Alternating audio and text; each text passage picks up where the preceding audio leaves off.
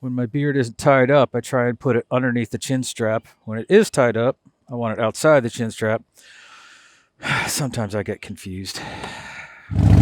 Hey, welcome back and thanks for joining me. Today we're going to talk about the Motorcycle Safety Foundation Rider Course and why you should take it even if you've been riding a while.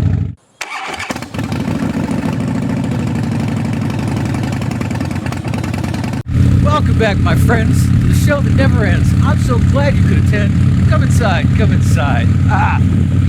Hey, today I'm going to talk about the Motorcycle Safety Foundation course and why you should consider taking it if you never have, even if you've been riding a while. Going back to the beginning, when I first started riding, I had no license. That was in California. When I was in New Hampshire, I decided to get a license. And like many people, I went out and bought a motorcycle first before I bought the license. That's a mistake, because if you don't get your license, well, and you just paid for an expensive motorcycle that you don't need.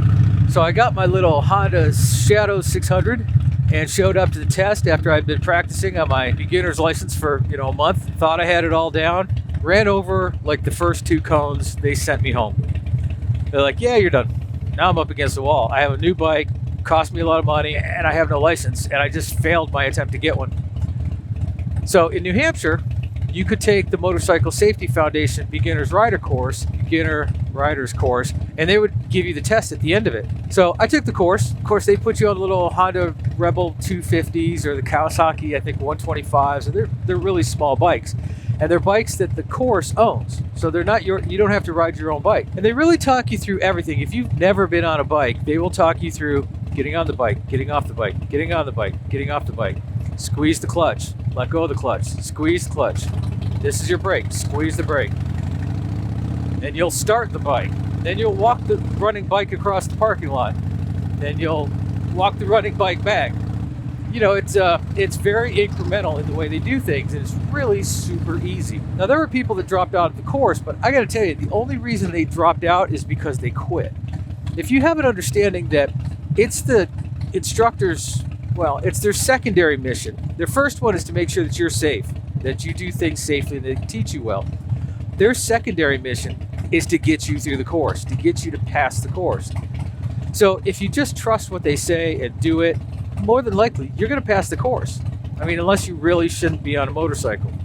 So, took the course, passed the test, got my endorsement, and decided that if I ever have to go through a string of cones, I'm just going to go around, because that makes more sense anyways. I'm not going to weave in and out. That's crazy. But it's not really all about that anyways. The nice thing about the course is that when they give you the test at the end, it's a subset of the things you just did in the course for the last day or two.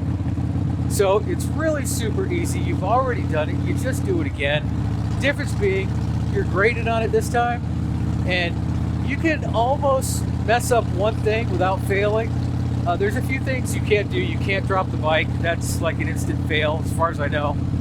But other than that, you accumulate points when you mess up. You have to get a certain number of points before you actually fail. So you could, a little figure eight that you have to do inside the box, you could go over the lines and not fail. Now, I'm not saying you shouldn't do your best, but don't panic. Don't think this is done for me. See it through, and chances are good you're going to walk out with your license. So that's how I got my license. And that means I'm probably not the best rider around, but I've been alive and well all this time, so I guess I'm doing okay. Now, the motorcycle course, you spend some of the time in the classroom, and they teach you things that stick with me to this day. Like this idea of accepting risk. Everything that you do holds a certain amount of risk. If you climb a ladder halfway, you accept a certain amount of risk. If you climb a ladder all the way, you accept a little more risk because you're going to fall further. And you decide that, okay, I'm willing to accept that amount of risk. Being on a motorcycle, by its very nature, is risk.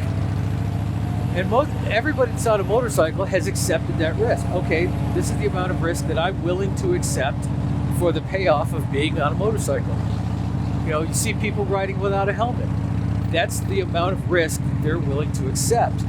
It goes beyond, who's a squid, who's an idiot, and everything else. It's just the amount of risk that they're willing to accept. Now, there's some risk that's really unacceptable, like drinking and getting on a motorcycle. That's just, it's too much. You shouldn't be on a vehicle after you've been drinking anyways. That's just crazy. That's just really irresponsible. You know, some people insist on wearing leather all the time. Some people don't wear leather at all. I generally dress for comfort. You know, there's some things I like I like my gloves. I'm willing to accept the risk of not wearing boots. That's a risk I'm willing to accept. So, getting on a motorcycle, you accept an amount of risk. Everything else that you do, the way you drive, everything else you do is trying to mitigate as much of that risk as possible. You want to try and make it as safe as possible. So, you know, that's why people say wear leather all the time. You know, we get these catchy phrases, which the phrases themselves are stupid and cliche, but the idea behind them makes a lot of sense. You know, they always say dress for the crash, not the ride. And I'm sure that anybody who's had their skin peeled off by what's essentially a giant belt sander, which is the highway when you go down, I'm sure they would agree with that, because leather will protect you far more than denim. I just assume that if I go down in denim, I'm one bounce away from naked skin, and it's going to suck after that. So the motorcycle course teaches you about risk. It teaches you how to look at the risk of being on a motorcycle. It teaches you about, you know, accidents. Accidents are usually not one thing that went horribly wrong. It's usually a string of things. You know, the rider not looking, that car driver not looking, mechanical failure. Just a number of things that usually lead up to an accident. It's almost always never one thing. You know, again, going back to getting on a ladder, if you climb halfway up a ladder, it's a certain amount of risk. If you climb halfway up a ladder after you've been drinking, it's more risk. If you climb up a ladder after you've been drinking and the ladder's seated in mud and the ladder falls over, it's a combination of all those things that cause the accident. And it's very similar with being on a motorcycle or accidents in general. So you want to minimize that. The rider's course will teach you things like, you know, accelerating into a curve and why that matters, because it puts weight on the back tire, it increases the pressure area of the tire, it gives you a little bit more traction. Not saying you should be doing it in ice, but it does help. They teach you about blind spots in vehicles, which, you know, to this day I'm very conscientious about being in a vehicle's blind spot. They teach you about trying to anticipate traffic.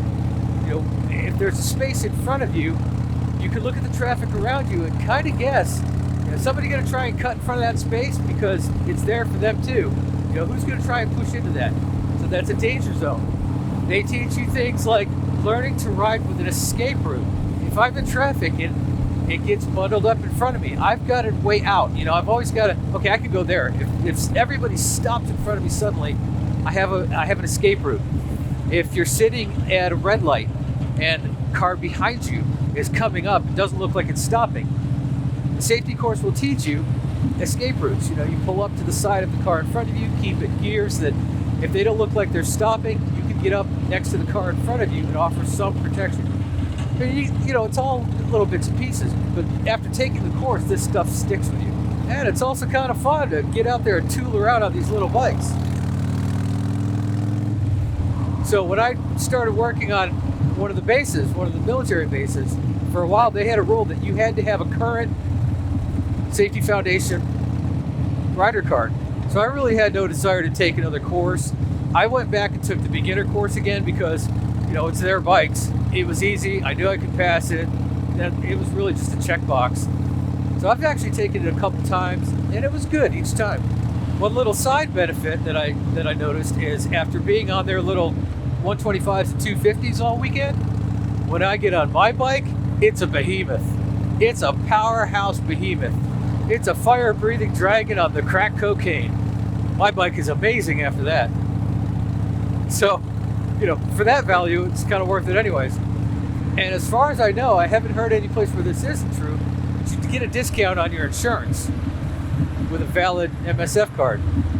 So there's a practical financial incentive as well. I think the course is well worth it. You know, there were a few people who were in it that just gave up. They're like, no, I'm fine being a passenger. It's not that important to me.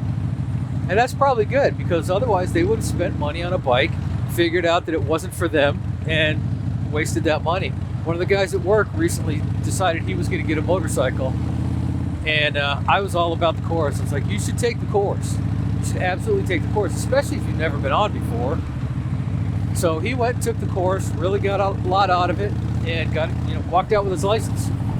But if I really wanted the challenge, I should probably take the intermediate or the advanced course. But I watch these motorcycle cops do their stunt things, and they're amazing. I'll give them that much. Whatever you feel about law enforcement, those guys can ride.